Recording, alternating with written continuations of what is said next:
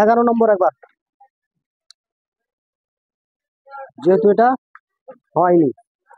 9 metre উচ্চতা বৈশিষ্ট্য একটি লম্ব বৃত্তাকার চোঙ আকৃতির ঢালাই চোঙকৃতি ট্যাঙ্ক পূর্ণ ছিল। 9 মিটার উচ্চতা বৈশিষ্ট্য ছিল। একটা চোঙ ছিল যার উচ্চতা ছিল কত মিটার? 9 মিটার। এই যে উচ্চতাটা যেটা ছিল না, এটা হলো 9 মিটার। তারপরে বলেছে 6 সেমি ব্যাসের, তো 6 সেমি যদি ব্যাস হয় তাহলে ব্যাসার্ধ কত সেমি হবে? একটা পাইপ আছে, ওই পাইপটা এখান থেকে বেরিয়ে আসছে, এরকম একটা পাইপ আছে। ওই পাইপটার ব্যাসের দৈর্ঘ্য আছে কত? 6 আছে, তাহলে ব্যাস কত হবে? এখান থেকে ব্যাসের দৈর্ঘ্য হবে 3, মানে এইটুকু দৈর্ঘ্য হবে কত? 3 সেমি।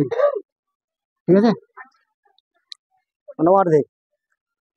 এবার পাইপটি দিয়ে কত 225 মিটার বেগে জল বেরিয়ে যায় এবং 36 মিনিটে সমস্ত জল বেরিয়ে যায়। তবে ট্যাঙ্কিটির ব্যাসের দৈর্ঘ্য কত? মানে এই ট্যাঙ্কিটির ব্যাসের দৈর্ঘ্য কত? ধরি ট্যাঙ্কিটির ব্যাসের দৈর্ঘ্য হলো, ব্যাসার্ধ দৈর্ঘ্য হলো আর, ব্যাসার্ধ সবসময় ধরবো, তো ধরি ট্যাঙ্কিটির ব্যাসের দৈর্ঘ্য কত? তাহলে এই ট্যাঙ্কিটার ব্যাসের দৈর্ঘ্য ধরে নিলাম কত? ঠিক আছে। ট্যাঙ্কিটির উচ্চতা কত মিটার আছে? 9 মিটার। 9 কে আমি মিটার আছে সেটাকে ডেসিমিটার করে নেবো। মিটার থেকে ডেসিমিটার যেতে কি করতে হবে? গুণ না ভাগ? গুণ। কত দিয়ে গুণ? তার মানে এটা মিটারকে ডেসিমিটার করলে তো ট্যাঙ্কিটির উচ্চতা 9 মিটার সমান হচ্ছে 9×10=90 ডেসিমিটার।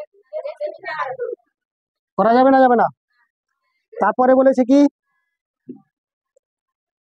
তারপরে আবার বলেছে যে এই পাইপটা আছে না, পাইপটার মুখের ব্যাসার্ধ দৈর্ঘ্য, পাইপটা আছে না, তাহলে পাইপটার, এই যে পাইপ, তাহলে লিখে দেবো পাইপটা মুখের কার দৈর্ঘ্য? ব্যাসার্ধ, ডাইরেক্ট করে দিচ্ছি। ঠিক আছে, দৈর্ঘ্য, দৈর্ঘ্য কত হবে? আর সমান হবে 6/2 সমান হচ্ছে 3 সেমি, তাই তো? সেমি কি ডেসিমি করলে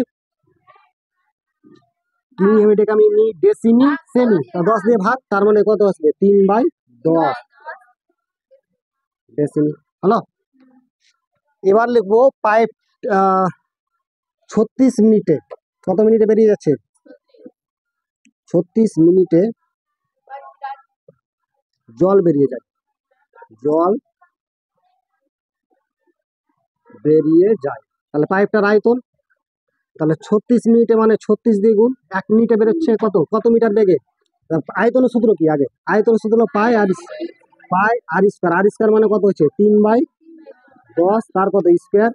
এইচ মানে কত? ওই যে যত মিটার দৈর্ঘ্য যাচ্ছে, মিনিটে কত মিটার দৈর্ঘ্য যাচ্ছে? 225। আর 225টা কি ছিল?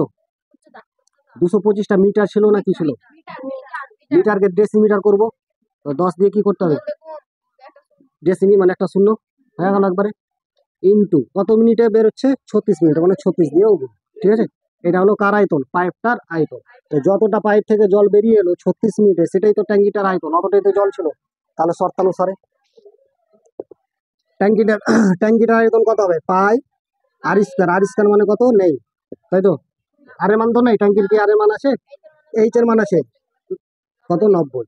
এটার আয়তন সমান হিসেবে এটা আয়তন, তাহলে 36 ইন্টু পাই ইন্টু 3/10, তার কত স্কয়ার ইন্টু কত?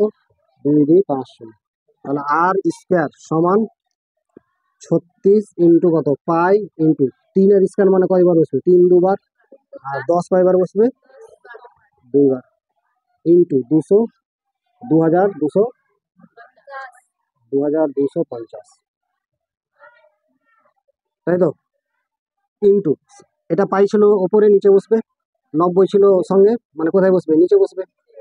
এবার শূন্য শূন্য কাটবো, একটা শূন্য কেটে গেল, পাই পাই কাটছে, 3 দিয়ে 3 ত্রিশে 90, আবার 3 দিয়ে 10, তাই তো? এবার কত দিয়ে যাবে? আর যাওয়ার দরকার আছে কি? গুণ করে দেবো, তাহলে আর স্কয়ার সমান কত হয়? আর এর যদি স্কয়ার উঠে তাহলে এটা কত হয়ে যাবে? রুট হয়ে যাবে। 36 গুণিত কত? 225 বাই কত? 10 10 100, তাই তো? আর সমান 36 থেকে বেরোবে 6, 225 থেকে বেরোবে কত? 15, আর 100 থেকে বেরোবে 10। তাহলে আর সমান কত? 4 15 6 15 6 15 কত? তাহলে 90 বাই কত? 10। একটা শূন্য কেটে গেল, তো আর সমান কত পেলাম? নয়। নয় কি পেলাম? ডেসিমি। তাই তো, সবই তো ডেসিমি করেছি। এবার 9 ডেসিমি পেলাম কিসের? আর এর মান বলেছে ট্যাঙ্কিটির ব্যাসের দৈর্ঘ্য কত, তার মানে কি 9 যদি পাই এইটুকু, তাহলে গোটাটা কত হবে? 9 দুগুণা 18 ডেসিমি।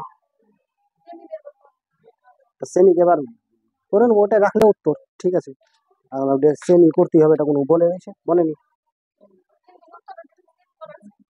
হতেই পারে, কোনো অসুবিধা নেই।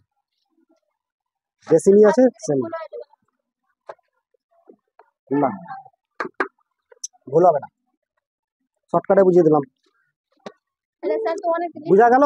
এগুলো বুঝিয়ে দেওয়া আছে, ওই জন্য শর্টকাটে একটু বললাম, একজন জিজ্ঞেস করলো তাই বললাম।